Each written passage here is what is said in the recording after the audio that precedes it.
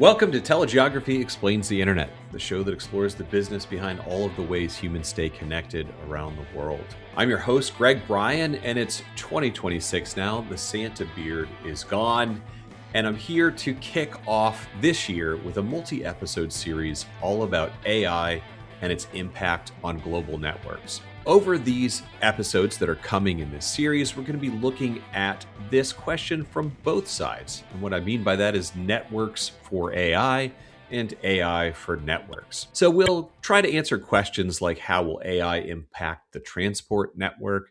How do we align telecom strategy with the data center boom that's underway? How can enterprises manage this shift to AI in their processes? And what can AI do to improve enterprise network management and performance? To kick us off, my guest today is Chalan Aras, who is the Senior Vice President at Riverbed. And as you will hear, has a deep history in the industry, so a really interesting view across all of these changes. He's going to talk with us about the rise of AI and how it's fundamentally shaping the way that we think about the WAN. So in our interview, we're going to dive into that concept of AI for networking versus networking for AI and how Riverbed balances using AI to manage IT operations and AIOps with the physical necessity of moving massive amounts of data to these AI furnaces or GPUs. We'll talk about that coming AI data tsunami, why data is currently flowing faster than infrastructure can be upgraded in some cases, and why time is the most crucial metric for AI project success. We'll look at the shift from SD-WAN to what we're calling data fabrics. Chalan shares a possibly contrarian view on SD-WAN and why it might be fundamentally changing or even declining as the industry moves towards more dynamic, densely connected AI data fabrics centered on the cloud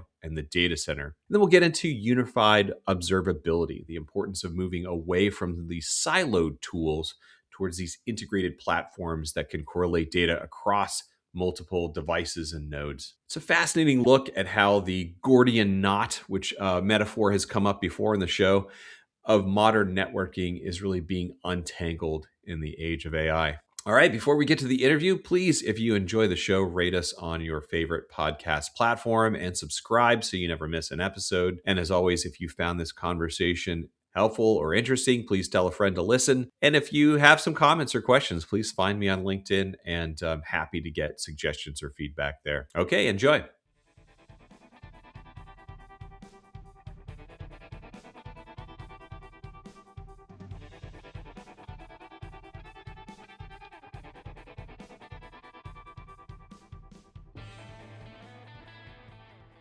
Welcome to the show, Chalan.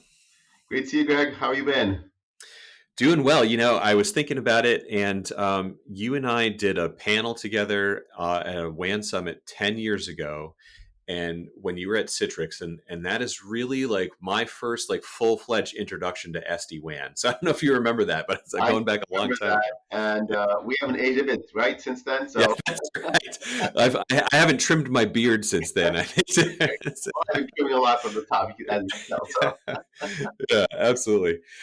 So, you know, I know a lot of your past gigs, but Chalan, could you, for the audience, just take us a brief history of what you've done in the industry?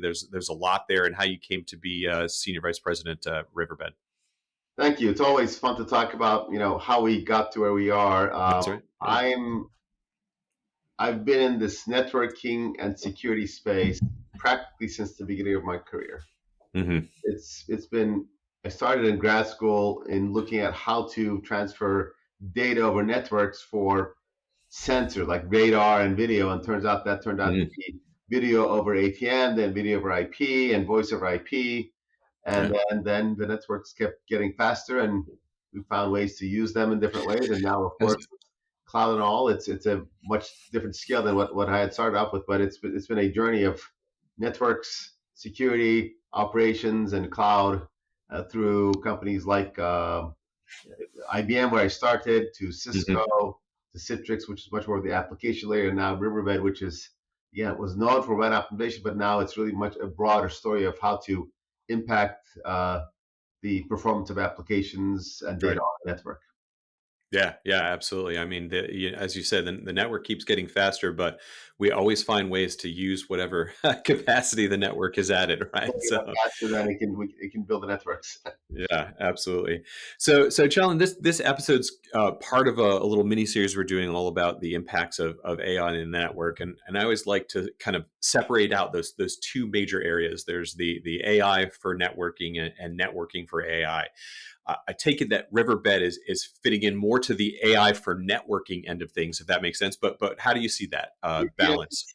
it's actually interesting. We actually do both in the sense Hmm. that the original Riverbed, the very reason Riverbed started was to essentially make applications work and move data faster. Hmm. In Hmm. today's context, that's networking for AI because AI is really about, the data part of AI is about moving a lot of data to now are called the AI furnaces, right? To sort of Hmm. bring a lot of fuel to the AI furnaces. Now, on the other hand, a large part of Riverbed today is about, like you said, networking, AI for networking, AI for IT ops, or Right. simply AI ops. How do we use the value of AI's ability to, let's say, find that needle in a haystack, detect that Hmm. anomaly or the series of anomalies, and find the patterns within those anomalies and make recommendations or initiate remediations such that especially large IT organizations, can not have to worry about finding those little things and don't let them fester, but have the system find them for you and fix them for you. Be your, Right. almost like your IT concierge of sorts, right? So that is the what we call the observability offering from Riverbed, or that family of offerings. And the networking for AI, if we were to put it in that context, is what we call our acceleration portfolio. And I run the acceleration portfolio. Got it. Yeah, yeah, absolutely. And I think that that's inherently tied, like you said, sort of to the history of Riverbed. So for anyone not familiar, I wonder if you could just give us a little bit of that history, starting with the WAN optimization and acceleration that especially in the the before times in the pre SD-WAN world, right? You know what I mean? That was that was how we thought of Riverbed. Yeah. So Yeah. the original story of Riverbed is that back in the 2000s, when um, there was the transition from everything being in the same building, your mail server, your file server being in the same building, to now the data centers emerge with the arrival of the internet in the commercial sense. And when you started putting the distance between your applications and your users, the apps were not designed for that distance. Hmm. So latency that was introduced by with that distance suddenly made everything slow. Your emails were slow, your file downloads were slow, and basically a lot of a lot of users said, what happened to this server? Why am I not able to do my job? And at that point, the original founders of Riverbed had worked on proxy type products in the past, and they said, hey, we can apply some of our knowledge here to essentially find ways to eliminate some of the protocol weaknesses on dealing with latency around TCP, and also find ways to reduce the volume of data such that it would fit into the narrow networks that at that time were present, especially for smaller locations of a corporate enterprise. That that's what Riverbed that's what made Riverbed in the very beginning, from early 2004 till mid 2015 or so, as when SD-WAN emerged, and by that time network bandwidth was far more plentiful, and applications had got their act together. They had cleaned up their protocols, so the chattiness reduced, and the value of what was then called WAN optimization, it was still present, is still present, but where Hmm. its value will be changed, less on the branch office location, more in the data center, and now more on the cloud. So there was a shift, and of course the company expanded its portfolio, uh, invested in the observability side through several acquisitions, and it grew into what it is today. Hmm. Yeah, no, I think it's always really useful to bring in the sort of history of the WAN. I end up talking about that on the show a lot, but I think it's key that there's been this very long transition, like you suggest, away from the corporate premises data center into the cloud, and now I think AI is just kind of similar to that trend, right? You know what I mean? It's just going to be a lot more, right? So, and to your point about the latency of, if we're imagining email latencies, when you have in an inference model that is critical in terms of how quickly you can use that model as a user, then all of a sudden these trends that have been going for a very long time, it's not necessarily new, but it becomes a lot more stark, right? Well, what we the I joined Riverbed. Now it's been a little more than a year and a half, and what was interesting to me was the original thesis of Riverbed was really about time.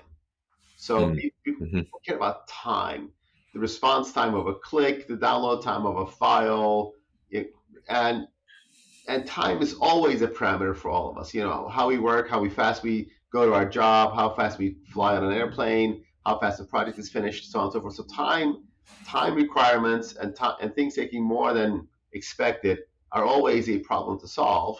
And Mm-hmm. sometimes and companies lose their ways because they think that they lose their original objective. For example, if you think about the word WAN optimization, it's optimizing the wrong thing. It's really about time optimization. Mm-hmm. Getting Mm-hmm. stuck and people, oh, our objective is to optimize the WAN. No, your objective is to save time, really. So Right. when you put that into that perspective, the AI world has the same challenge right now. In Yeah. that, if you think about the three simplified ways of moving, like the relation between data and AI, the first part that is the big challenge today is companies have a lot of data, petabytes of data, and they're producing petabytes of, I mean, talk about mid to large enterprise. Right. That data is spread across a data center, a few clouds, maybe in the factory edge, and until AI, a lot of that they just stayed where it was being produced because you didn't need to analyze most of it. It was just there Mm-hmm. for recording purposes, and eventually it was erased. But now AI wants every morsel of data to be able to find that pattern. So now we have to move all of that. Well, that takes time. And if you look at some of the early stats on AI projects, one of the reasons, again, not the only, but one of the reasons for AI projects not succeeding is the data doesn't arrive fast enough to where the GPUs are. So therefore, the project is delayed, and GPUs being, more valuable than gold or platinum these days, Right. you Right. have GPUs running or waiting to be run, but the data is not there. So that is the first time challenge in some sense, right? Mm-hmm. And Mm-hmm. then and part of it is not just even having a fast network. Yes, you can have a fast network, but the data has to move on that fast network. And oftentimes you don't have a sufficiently fast network. So that's time part one. Time part Mm-hmm. two is, well, you build this model or you update your model, and well, you can't run everything on that model. You have to spread that model back out to where it may be run in more mid-sized instances of GPU. Right. So Right. that's a backward motion from the center out to call it the edge, or these data back to the data center, or cloud instances of that same enterprise. That is a one to many move, so multiple moves, and this cycle is done on a weekly basis or daily basis, depending on what the business is doing. And third one is back to the applications is, there's this buzz of agentic AI. It's relatively early, but it's an eerily reminder of what happened with client server applications in the past. A Mm-hmm. lot of little bitty chatty apps, and everyone in the enterprise writing their own little agent, and agents popping left and right out of control on a network that is, that's designed for primarily a one-way delivery. Apps Right. to users. Now it's agents talking to apps. The direction of flow changes. The way how it's distributed across the enterprise changes. So a redo of the WAN again. Read of Mm-hmm. the WAN capacity, WAN architecture, WAN flows, so on and so forth. And agentic AI is very time sensitive. It gathers data from different places, assembles it, sends it to a model, gets it back. So these are transactional timings now that are measured in milliseconds. So the time factor, that ever present time factor of performance, time, we'll call it father time, is not bad with AI, but measure different ways to again to define performance expectations. Yeah, absolutely. Again, I think I like how you sort of tied that to how the WAN has developed over time in general, but that when we go way back, you were looking at there's the network, and we do some things over it, and we've been over the past 10 years evolving much more to an application sensitive network or whatever. But AI kind of puts that on steroids, right? So it's like all those issues that we've been trying to work out over the years of making specific apps work in a specific way. Yeah. I think AI just kind of like puts that to critical mode. You know what I mean?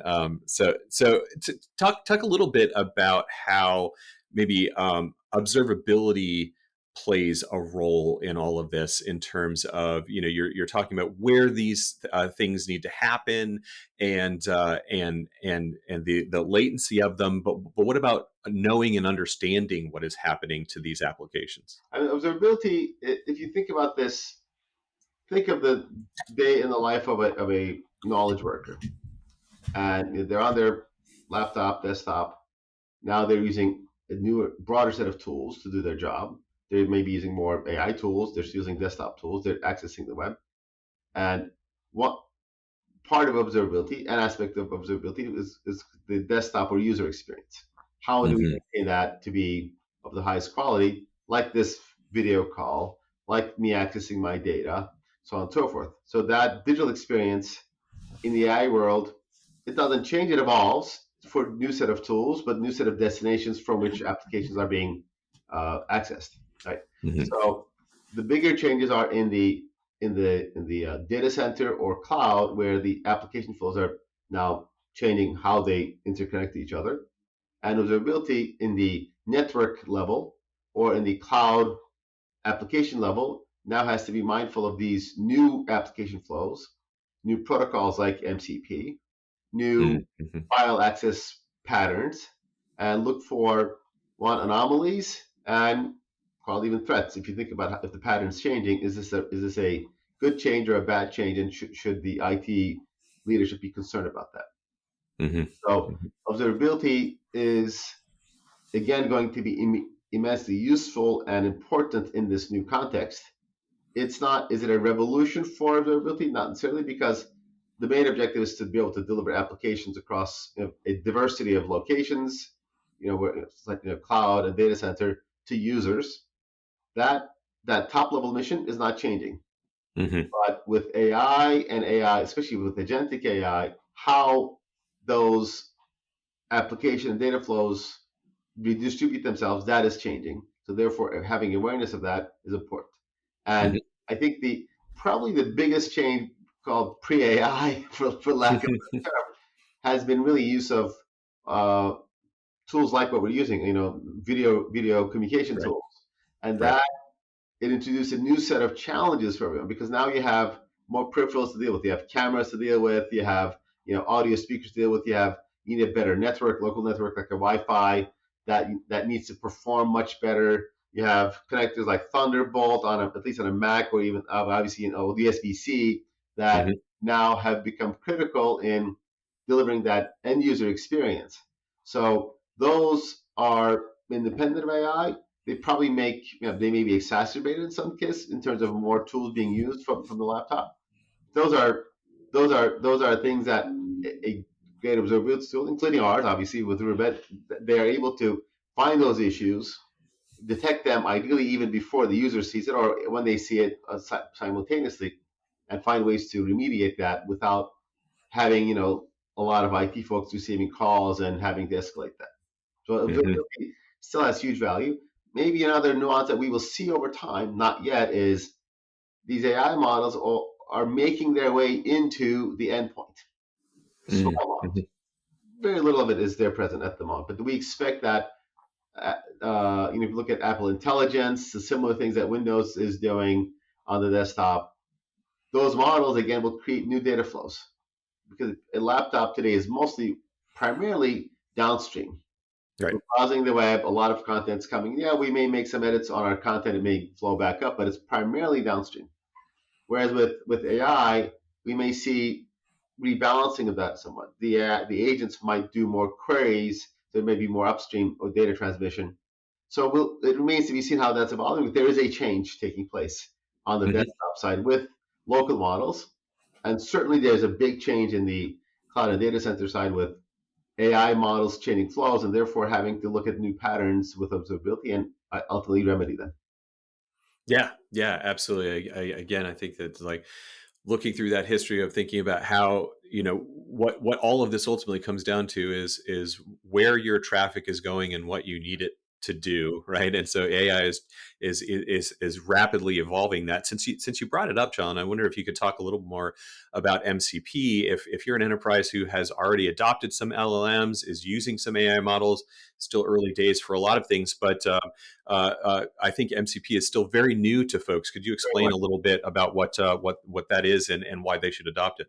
So I won't profess to be the expert on MCP, but Sure. we have to learn about it in the sense that because it has an impact on the network. It has an impact Hmm. both on how we look at its behavior from an observability perspective and look at its behavior or look at applications that use the protocol such that we can look at how we accelerate that, how we look at what's happening in the core of the network. So MCP Right. is ultimately I call it the English of the AI world. Is because before MCP there were a lot of different. Every application had their own API. So if you want to write an agent, you have to go deal with an OpenAI API and a Gemini API, so on and so forth. And it made writing agents complicated. You had a lot of Hmm. overhead of having to just build infrastructure to access the resources that you need to access. MCP, great attempt by industry to say, let's make it a consistent way of interfacing to these resources. There are still obviously variations in these resources, but MCP brings certainly a higher level of consistency, such that if I'm an author of an agent, I have to do less work to be able to access a file store, an object store, a database, or a large language model. It's all through a fairly similar set of steps. So therefore, it is allowing for far faster creation of agents, which is Hmm. which again causing the problem of all this agent chaos now on a network, right? So MCP is good for agent creation. MCP is a new IT challenge in that it allows the creation of many more agents rapidly. Hence the Right. reason that we're learning about it in some sense. Yeah, exactly. Because it's you still need to facilitate that happening Correct. over the network. Yeah, absolutely. Correct. Correct. So I want to think more, and you've touched on this already, but I think more about just this, sort of coming exaflood of data, as everyone keeps talking about. If someone had asked me a year or two ago, what's going to be the impact of AI networks, that was my very first thought. I would say, okay, bandwidth demand is going to go up, right? So when I'm talking to carriers, you're talking about laying a lot more fiber in the ground and all that sort of thing. Um, you're operating from the standpoint of like, hey, the bandwidth that's there can be used better or worse, right? Sure. How are you advising enterprises, or their managed services providers, as it were, right, to one, prepare for, and two, manage this sort of like now or very much coming exaflood of data? Right. So you're spot on. We call that the AI data tsunami. Hmm. Pretty more scary, I suppose. Uh, Yeah. the the the tsunami is arriving far faster than networks' ability to upgrade themselves. Now, it doesn't mean that the technology is out there. The technology is certainly there, but just deploying the infrastructure fast enough for Hmm. all of the places of need of connectivity, it just takes time. It's the nature of the beast. As I always say on the show, digging trenches, hanging things on poles, it's very hard and expensive, and there's a limit to that, So now, so in the sense that, and even as you do so, the data at this point at least seems to be growing faster than even the ability of networks to grow. So Hmm. that gap is a cause of concern at the moment because it causes potentially price concerns. It causes potentially, hey, I can't build as many AI models as I would like. How do I deal with this gap in performance? Right? And so, and it manifests itself in different ways. So one of them is if you look at the hyperscalers, they have great connectivity in general. Now, it's not consistent. You will see that some of their well-known hubs like US East and US West are better connected than some of their more other, secondary hubs. Sure. But enterprise data can be in any one of those hubs. It can be Hmm. not everyone's based in US East, US West. Some are, in the LA base, and some are, or Seattle. Some are Oregon on the West Coast, as an example. So therefore, that inconsistency of connectivity is still a challenge for where the AI data has to come from and where it needs to go to. Hmm. And there's also a distinction that needs to be in everyone's mind. If you're inside the data center, people talk about 400 gig, 800 gig, now approaching 1.6 terabytes. Hmm. But the moment you move, a quarter mile away, well, that becomes 10 gig, 100 gig, right? Yeah. And And even less when you get to the office, right? So right, yeah. even less so. So, Yeah. so, so therefore, now there are, you see ads about, hey, we can light up wavelengths to 400 gig. That's still within major locations, right? So Hmm. that still is relatively limited. At some point, it'll become better. So therefore, yeah, there still is a gap between what needs to move and what's available to move it on. And then Hmm. the second part is a lot of the classic infrastructure that we have come to count on, they are hardware based, but a lot of the apps they're not able to avail themselves of all of hardware. If you think about a cloud environment, only the hyperscaler can deploy hardware in there. So as an enterprise, you are you don't have as much control as to how much of the actual data movement ability or network that you can avail to yourself, because it's sort of opaque under behind the hyperscaler. And if you want to build it in your data center, well, it takes time and energy to go build it. And AI came in so fast. I mean, here's a typical example. The top of rack switch on a typical data center is 100 gig backbone. Hmm. Now, suddenly, a server can drive that. So now they have to go to 400 or 800. So even within existing data centers, there's a large shift that's needed to upgrade just the inside the data center network, apart from the really hot new ones, and then Right. let alone the WAN side. So there's a big change that has to take place from server NICs to data center top of rack switches to data center backbone to the WAN. In the meantime, AI projects, I mean, it's on the news every day. They're just Hmm. billions and billions. I'm here in Silicon Valley. You can't shake a stick without touching someone who's working on AI. So Yep. so it's that gap is certainly there. So that is why we looked at our capability and said, what can we do to get the most out of those networks, Hmm. what exists today, and also deal with the variations across those networks. If you're in your data center, you have certain access to certain capacity. If you are in your cloud, you have certain access to certain capacity. So it's hard to predict and say, I want a consistent, call it 100 gig network. That is nirvana. Yeah, there are a handful of Hmm. people, right, big checks that have that, but for the rest of us, that is just not going to happen. So you have to look at the reality of how you deal with this network variety, network limitation, and you still have to move that data because your top level strategy says I must use more AI to be more efficient, so on and so forth. Right. That Right. message is not changing. So the IT leadership has to find ways to deal with that reality and with what they have and what they can procure and what they can subscribe to in a short amount of time. Yeah, absolutely. So, from the telegeography standpoint, it's in the name geography, right? That one of the things that we are constantly sort of trying to raise awareness on, again, even within the industry, there is still a sense in which a lot of people think of the network as an abstraction, this thing that is there. I just need to get my data onto the network, but network is not the same all around the world. So I wonder if you talk about that a little bit, like if I'm a multinational with sites on in 35 different countries or whatever, I have very different, as you suggested, ability to get to my hyperscalers and to move between my hyperscalers even. How are you helping them sort of work through that problem of my network is not going to be performing the same everywhere by any Indeed, means, right? indeed. So just a little bit like historical context. If you remember the SD-WAN days, before the SD-WAN days, networks were very limited unless you were in a very small geography, let's say Hmm. inside the city. And then uh, consumer grade broadband brought higher speed, especially like maybe asymmetric. And SD-WAN took advantage of that, and then things changed more broadly. So what you saw was what used to be constrained networks in regions, let's say regional banks, they said, oh, I have capacity now. I can just use my plain old network with SD-WAN.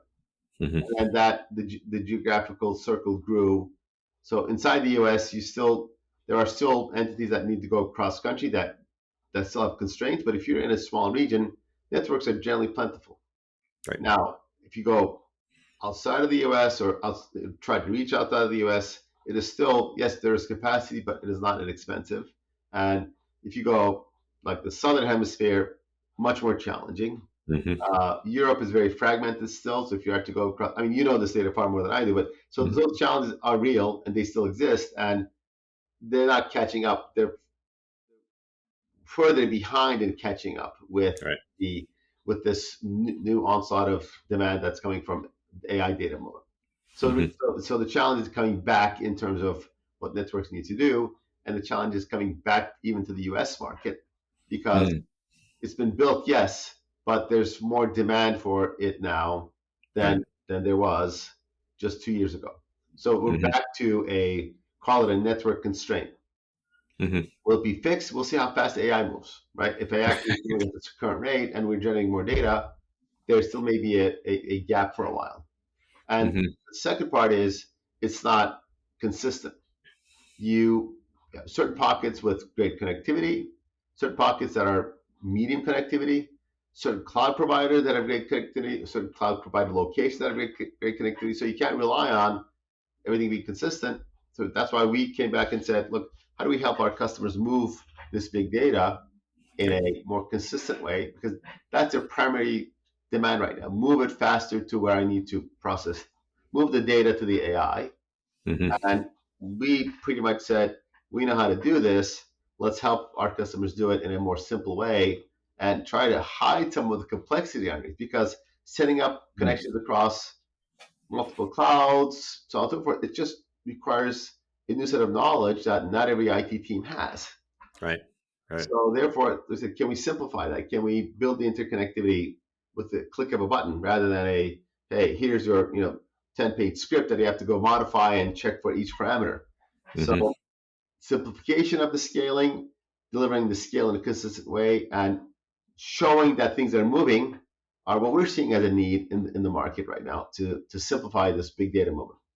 Yeah, no, I think you bring up a really great point there. I actually had a WAN manager on the show once who called it sort of the Gordian knot, right? Like moving out of that world where I had this like similar private network and there was a castle and moat situation, and now there's so many more endpoints. I'm no longer just sharing data between my internal users and maybe a few on premises hubs and things like that. Mhm. That I think absolutely I can see why there's such a need to hide that layer of complexity, especially as you mentioned specifically that another thing I've heard often over the past several years is that we just can't hire or train people to understand this. They don't exist, right? And We've so been art yeah. in some sense. Yeah, the example I use is my kids. They grew up in Silicon Valley, and then Mhm. they go visit, the old country.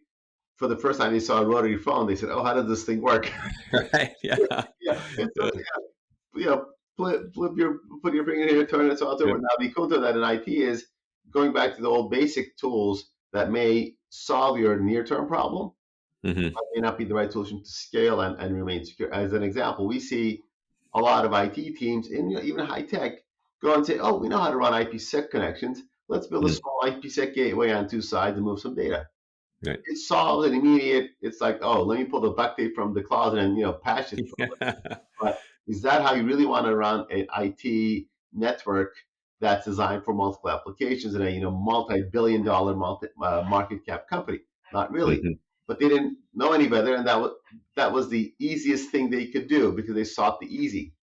So once we saw this, there's got to be. We know we have to be easy, but you Mhm. cannot be this unsophisticated. You can't have these security gaps. You can't have these operational gaps. There has to be a better way to go do this while maintaining that simplicity.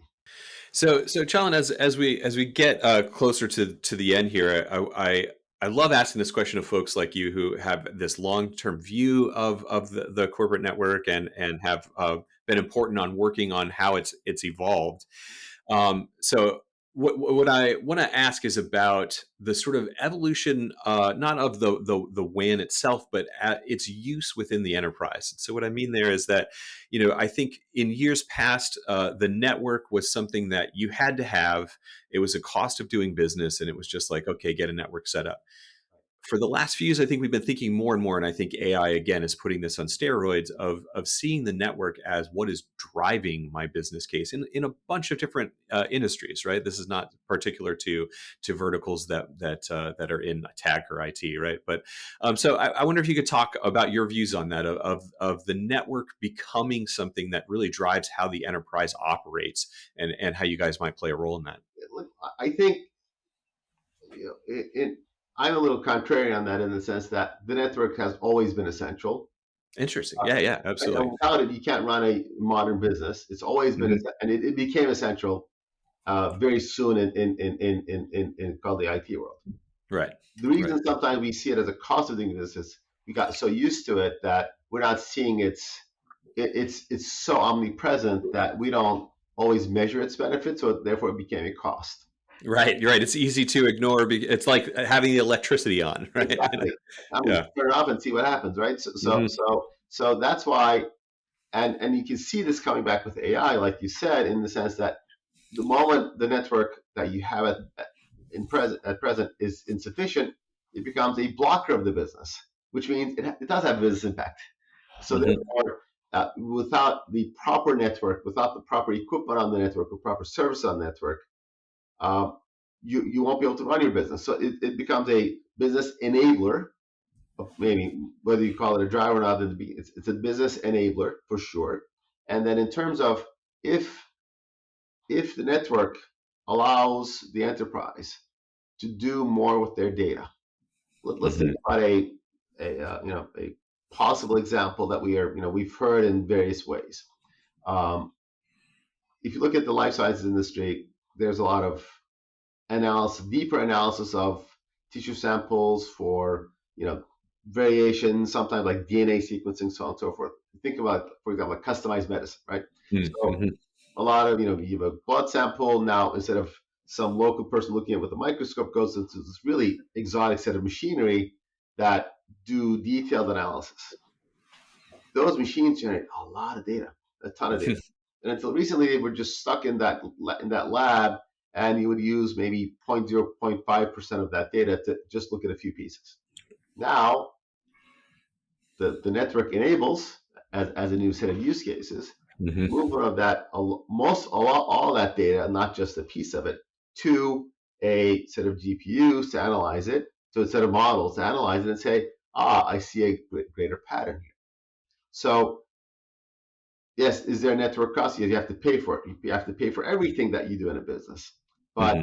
without that higher speed network, without that better connectivity to a cloud environment that runs your models, you are unable to provide that next level of value if you're a life sciences company. So Hmm. it becomes a business driver at that, right? So the cost is still there. You still expend that cost, but it became an absolutely critical part of your new set of services that you're offering for your ultimately the patients of those doctors who need that level of detailed level of research analysis to say, well, we can't give you that medication. And I'll give you a simple example. My daughter is a researcher at one of a really good university, and Hmm. she was saying that she's evaluating a new device, and she did some tests on herself. I said, "Oh, I discovered that we can't take that pill."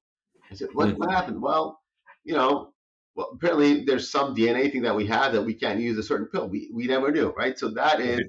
valuable for us for our health, and I'm Hmm. sure that's happening thousands of times a day with patients. And now a company that has these sequencers is going to be able to offer more value because they have a better network to go do that with. Right? Yeah. Yeah, absolutely. That's a really fascinating point. So it's something I've been thinking about a lot. If you go back to science fiction in the 20th century, thinking about, we've been anticipating AI for a Yeah. long time, right? My son wants to be an astronomer. We just watched 2001 Okay. together not too long ago, and Uh, thinking about how, right, how as this, what we might now call sort of an agentic AI, right? What I mean?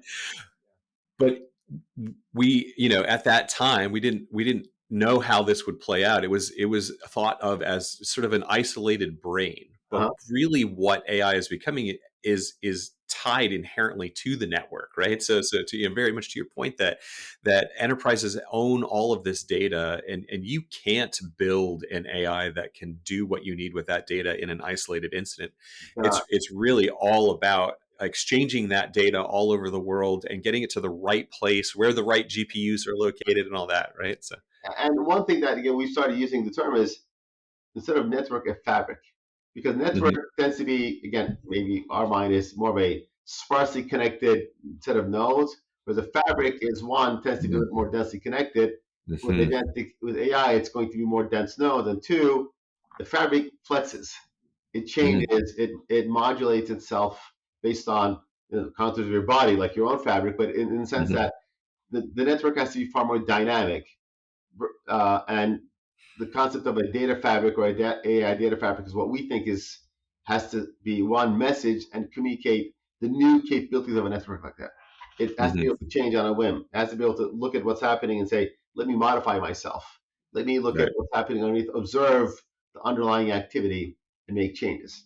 Mhm. So that's one concept that I think it's important to start thinking about. Maybe it's going to be telegeography for fabrics rather than WAN. That's At some right. point, you're going to Exactly. have research reports, Yeah. right? Yeah. And then the other one is, I mean, I know, like for example, your firm covers clouds and performance of that sort. Mhm, Looking at what are the things that are possible to do. One of the things that we're moving to is really offer specific servers for data movement mhm, because that's what matters, right? It's I can have a fast network, but if I can't move data on it, it doesn't matter. So what matters is again time to move the data. It's all about time. So mhm, we see our mission as rising to that level, and I think broadly speaking, measurement of time and performance is going to be important for enterprises rather than give me a fast network. Am I really using it? If you right. can't use it, it's not worth it. So communicating that in your to your audiences, I think is going to be important for their success and ultimately your success. Yeah. No, absolutely. That's a great point. All right, so Chalan, before we run out of time, I do want to at least briefly touch on. So we've spent most of our time here just talking about enterprise adoption of AI and making the network work for that. Yeah. What about from Riverbed's perspective on the other end, that sort of idea of AI ops, intent based networking, of the network team themselves using AI to run the network rather than preparing the network for AI? Yeah. I mean, that is, I think these two are parallel activities, as you can Mhm, imagine. And the network teams are, I think, what challenges them or what compels them to adopt AI apps, including our products, Riverbed products, is the complexity that they're dealing with. mm, Just mhm. again, a single human mind can't. So these are inextricably linked problems, right? Yeah, I yeah. mean, we're creating complexity by putting new applications in AI. That complexity has to be managed through a set of, again, intelligent tools or platforms like Riverbed's observability platform to be able to manage that complexity with the same number of people. Because one of the challenges in a business, IT has a certain budget and has to fit into that. You can't have more people, otherwise you start eating into R&D and other things of that sort. So you have to be more Mhm, efficient. So the underlying real premise of AI ops is efficiency of IT operations with this growing complexity. With this growing mhm, complexity. And mhm, the part that is important here is you can't have just isolated tools for a piece of your infrastructure. mm, They're all interrelated. If a imagine if a laptop goes wrong and starts blasting, you'll see that effect on an agent on a laptop. You'll see that effect on a network probe or network monitoring system. You might see that in your cloud applications because they're being bombarded. But if you're siloed with your tools, you're going to have three different set of alarms. Hey, ding ding ding, ding. It just mhm, but whereas a unified system will say, Yep, we found the problem on the laptop. We saw its manifestation in the network. We saw its manifestation on the cloud application. The source of the problem is on the laptop because you have malware on that laptop. Like that, those three sentences today Hmm. with like prior tools will take you days to go figure out. Right. Right? Right. Yeah. And then you're doing a historical forensic analysis rather than an immediate remediation. Right. Of So. course. I mean, you have to look at, hey, yeah, before you reboot someone's laptop and they may be in the middle of a presentation to a board or something, you have to say, what is going on here? I mean, is it the right time? So you have contextual awareness that you need to apply to this, to these remediations. But ultimately, and we have remediations that go deep, big problems, or we have remediation that may be mild, is the whole campus network's running slow because they forgot to do an update on Windows, and that needs to change the Wi-Fi driver, right? That is a slow burning pain that once you detect it, you have a bigger footprint of remediation that brings ultimate, relieve the pain of the customer. So all of that is, with AI, you can correlate that data. That's the Hmm. benefit of least that we see with our platform. With that, you can correlate all that data, you have more data to inspect, and you can provide better results of that inspection. Because you Right. can't have noisy results. It doesn't help anyone to say, here are your 15 problems. You need to know, here are my top three, and I'm Hmm. on it to go solve those, right? To remediate Right. those. So that's the power of the AIOps, and you see that manifested in different ways in different companies. Our view is you have to be able to look at as many corners of your infrastructure as possible. Again, Hmm. desktop, mobile, tablets, to your wide area network, your core network, your applications, your cloud applications, response times of applications. All those are interrelated to each other. Right. And instead of 5 different tools or 10 different tools, one set of integrated tools. That's Hmm. primarily our objective, to make AIOps, I mean, not just deliver an AI solution, but a really smart solution that ultimately relieves the pressure on IT teams. Hmm. Yeah, yeah, exactly. I think that the critical thing I always like to frame it as is basically the signal to noise, right? Is that there's Indeed. the data is noise, and finding what the signal is so hard. Yeah. I think that, so the bragging rights are, we see a lot of data, we see a lot of remediations, but we Hmm. impose little on you as the IT team. We take care of most of that for you. And Right. therefore, because IT efficiency and effectiveness is what ultimately matters here. Hmm. Absolutely. Well, we're running out of time, but I want to get to this last question, if you still have time, which is asking you to sort of pontificate a little bit here. But what do you see?